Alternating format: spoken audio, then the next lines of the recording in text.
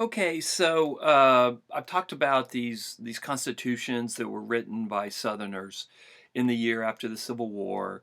They had to write these constitutions to get back into the Union.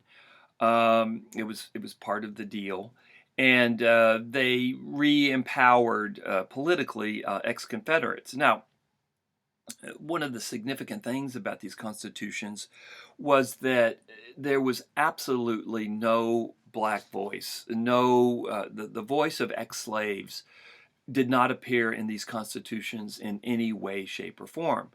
And this is especially striking because in places like South Carolina, over 50% of the population of South Carolina was African American. In Texas, a third of Texans were African American, maybe a little bit more because a lot of slaves came into Texas from Louisiana during the Civil War. Places like Alabama, Mississippi, something like 45% of the population African American. But in this initial round of Constitution writing, the black African Americans, the black voice was not heard in any way, shape, or form. And in fact, these constitutions were deeply, deeply hostile to the interest of ex-slaves in ways that I'm going to explain right now. Okay, so what white Southerners did recognize the reality that slavery was over, that form of chattel slavery, where African Americans were property, what we've talked a lot about, was gone. But that didn't stop whites in the Confederacy from trying to control the labor of ex-slaves and from trying to control the behavior and the movement of ex-slaves as well. So what you have in these constitutions are a series of what historians have called black codes, and this is what they were called at the time, actually. And you should know this. If you don't mention this in your evaluation, or if you don't mention it in a quiz, but especially the evaluation, you can't get an A in the course.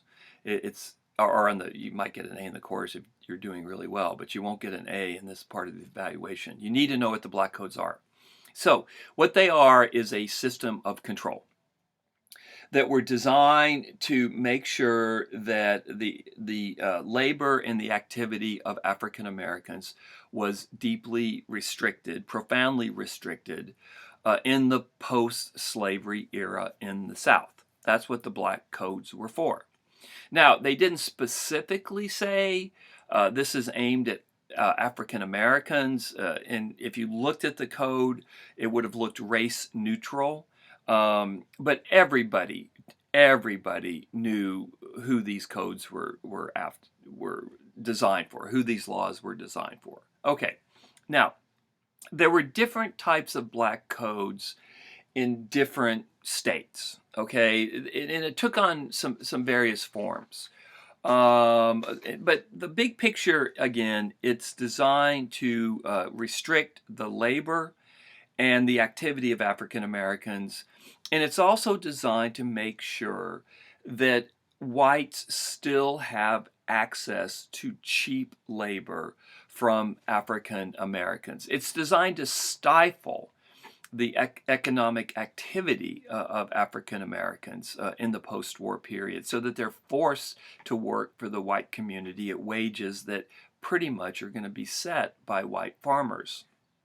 Now, one of these statutes, statutes,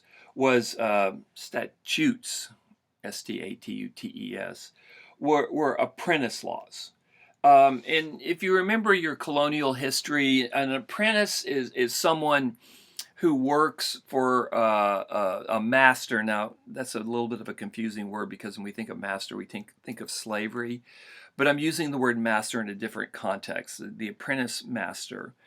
Apprentice is usually a young person, a minor, who works for an apprentice master for a period of 8 to 10 years, even longer, before going off onto their own. And in the early colonial period, what you had was indentured servants coming over from England, that kind of a thing.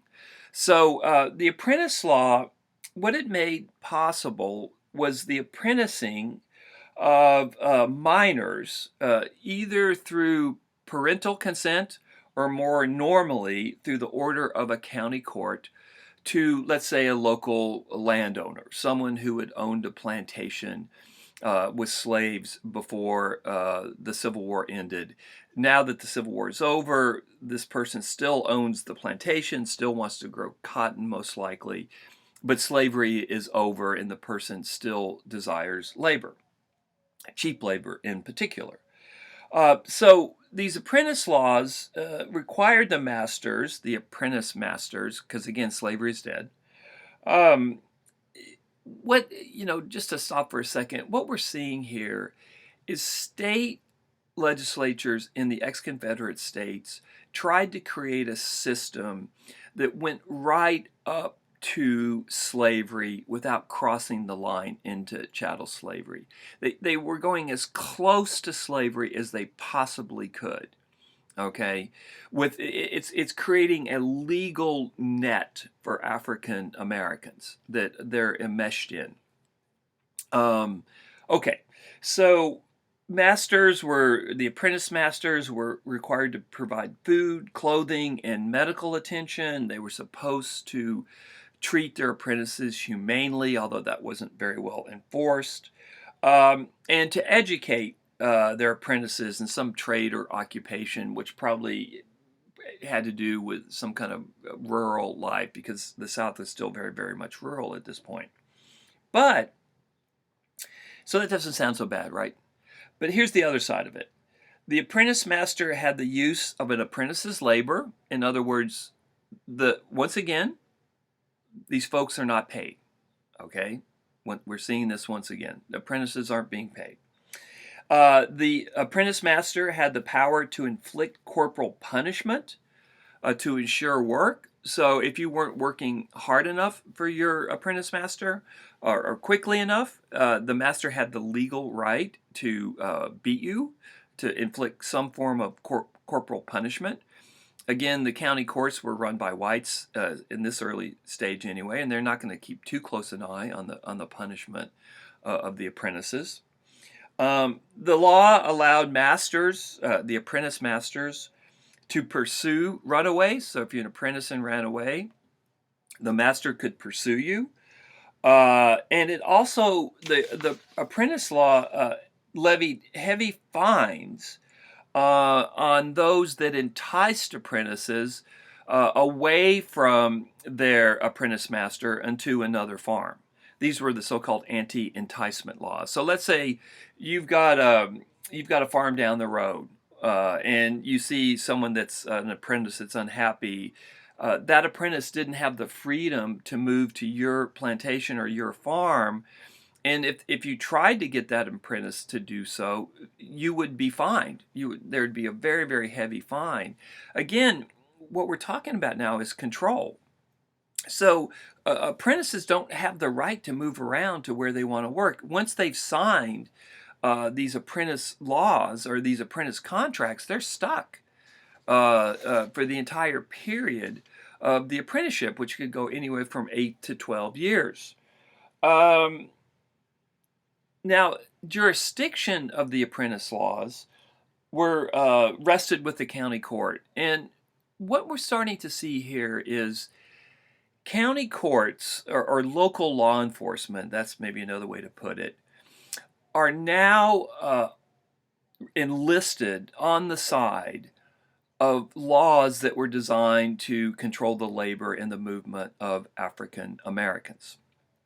Okay, and of course this is nothing new. This had been true during the days of the traditional chattel slavery, but it's also very much true in the days in the period after the Civil War. Law enforcement, without exception, during this period was made up of whites, and what you're starting to see is the law enforcement in the South is really one of the aspects of it anyway is designed to control the behavior and the labor of African Americans. And I don't think I have to remind anybody in this class about the very, very contentious relationship between law enforcement and minorities in 2016.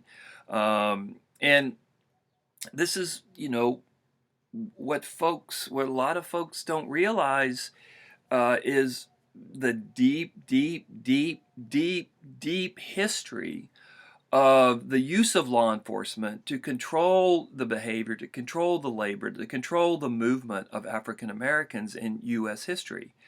There is a very deep history that is invisible to many Americans, although I think more and more it's becoming apparent.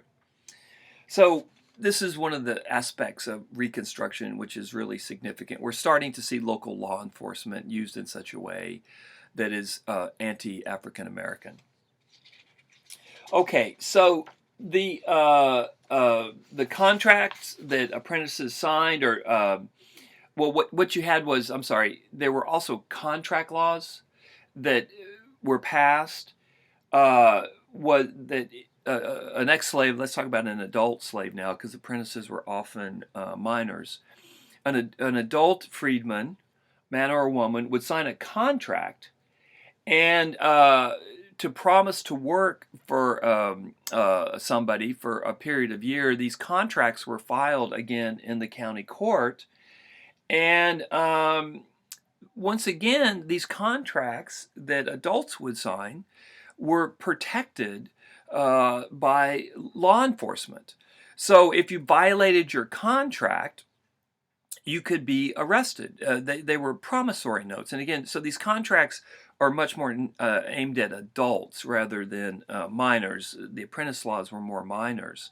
But once again, we have local county law enforcement going in and guaranteeing contract labor, guaranteeing through the law that if you signed a contract with a worker, a farmer or a plantation owner, and you violated that contract, suddenly now you violated the law.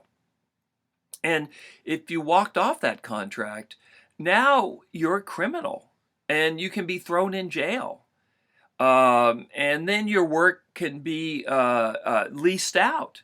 And this is something else we're going to see in the post-Civil War period, this idea of the convict lease system, where African Americans are often arrested for almost no reason. And then their work is leased out to local whites. And if they run away, they're criminals, or their crime is compounded. So what we're starting to see here is just this creation of a web of laws in the post-Civil War period that really is designed to entrap African Americans in such a way that it's the first cousin, so to say, of slavery. It's not exactly slavery. It doesn't have the worst features of slavery, but it certainly isn't freedom as well.